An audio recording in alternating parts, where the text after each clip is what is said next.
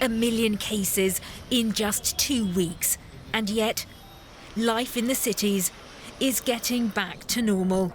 The government is keen to avoid a repeat of March, when India suffered what was then the toughest lockdown in the world. The 21-day stoppage saved lives, but battered the economy. Output shrank by almost a quarter in the summer. Millions lost their jobs. Now, with many businesses on the brink of ruin, a renewed shutdown would be devastating. Recent university graduate Ravi Chand says the pandemic is robbing both young and old of their futures. There are no jobs here in the city or in rural areas. All you hear about is people getting fired. Hardly anyone is hiring. Recent graduates either can't find jobs or they're being fired. The hotel industry has been hit the hardest. Many older workers are losing their jobs.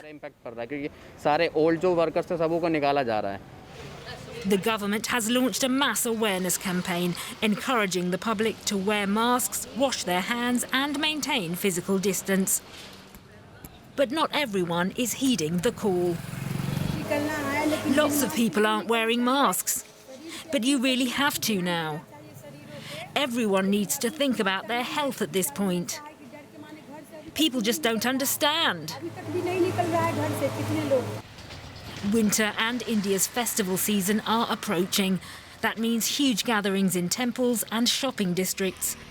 If the world's biggest democracy is to get on top of the pandemic, persuading the public to mask up will be crucial.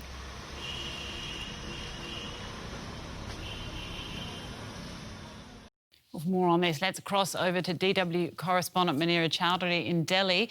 Manira, the virus is still spreading at an alarming pace. People seem to be getting more and more frustrated, as we've just seen.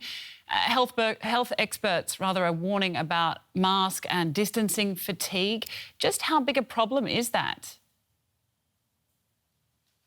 Well, India at this very point is just a few weeks away from becoming the worst hit country for this pandemic in the world. We are just behind the US, as you just mentioned.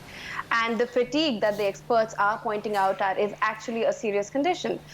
The removal of restrictions, which had become important after months of nationwide lockdown to resume economy, because economy did have a major fallout after the lockdown, has resulted in a sense of normalcy coming back on the streets, and that sense of normalcy has resulted in a sense of complacency also amongst people. So if you go out on the streets, you do see that not enough distances are being maintained. And while even in bigger cities like Delhi and Mumbai, you can see people on the streets wearing masks, if you go to the suburban areas or the smaller towns, you don't even see that. And while people are wearing masks, and that also is out of fear of getting fined by the police, they're not wearing the mask properly or wearing the correct kind of mask. So there is a sense of fatigue which has set in.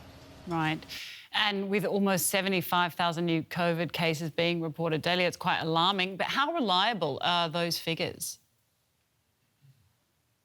Well, if you listen to the experts, if you look at a lot of reports being done, then yes, there is a possibility that the actual number of cases are actually much higher than what is being reported per day. There have also been reports from smaller towns of underreporting the cases and underreporting the deaths which are happening due to COVID. So the actual number may actually be much higher. Also because the testing for COVID in India continues to remain low compared to many other countries. And when I say that our testing continues to remain low, we have to look at it in context of the population that we have of 1.3 billion people and the population density that we have.